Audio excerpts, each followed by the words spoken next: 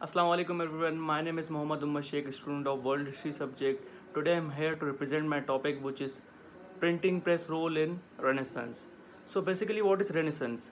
Renaissance was a period of rebirth in Europe, and it was a period of invention as well. One of the most important invention at the time of Renaissance was a printing press.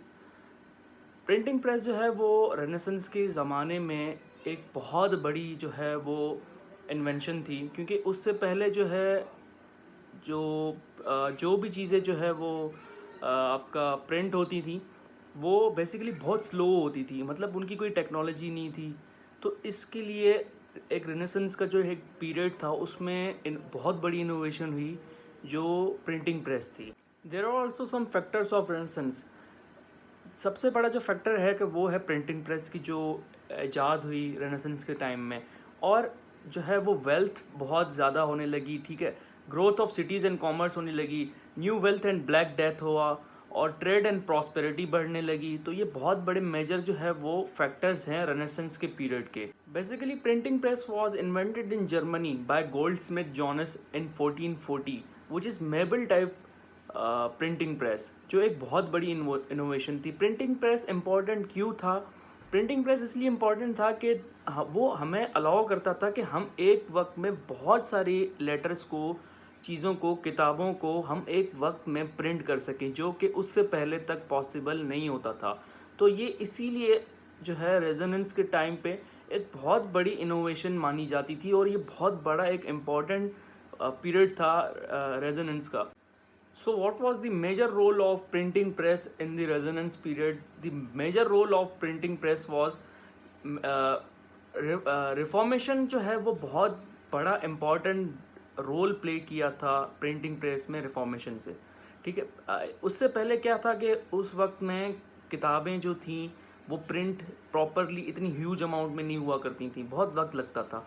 तो printing press से क्या हुआ, first Bible जो है वो उस वक्त में लैटिन लैंग्वेज में और इससे मुख्तलिफ ज़बानों में प्रिंट हुआ, जो कि एक बहुत बड़ी बात थी, बहुत बड़ी चीज़ मानी जाती थी। उस वक्त के ज़माने में जो है वो लोगों के पास इतने वसाइल नहीं होते थे। जो किताबें होती थी जो बादशाहों के पास होती थी, आम बंदे जो है वो अफोर्ड नहीं कर पाते थे, ना उनके पास वो चीज़ें होती थी। तो लिटरेसी ज़्यादा थी, ना वो पढ़ पाते थे, बहुत कम लोगों को पढ़ना लिखना आता था। तो उस वक्त जो है वो प्रिंटिंग प्रेस से पहले जो चीज़ें प्रिंट होती थी उनकी कॉस्ट भी ज़्यादा पड़ती थी, क्योंकि वो बहुत वक्त लेती थी।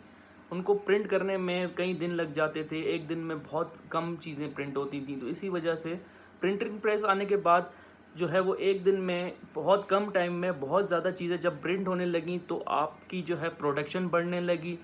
वो उन चीज़ों की, बुक्स की जो है मटेरियल की वो कॉस्ट जो है वो बहुत कम होने लगी। तो आम बंदे ने भी उसको ख़रीदना स्टार्ट कर दिया, पढ़ना स्टार्ट कर दिया। बाइबल जो है वो प्रिंट होना स्टार्ट कर दिया। जो एक पारसी होते थे उनको वो बाइबल लिखने में 1 साल लगता था, लेकिन प्रिंटिंग प्रेस को उसको प्रिंट करने में बहुत कम टाइम लगता था।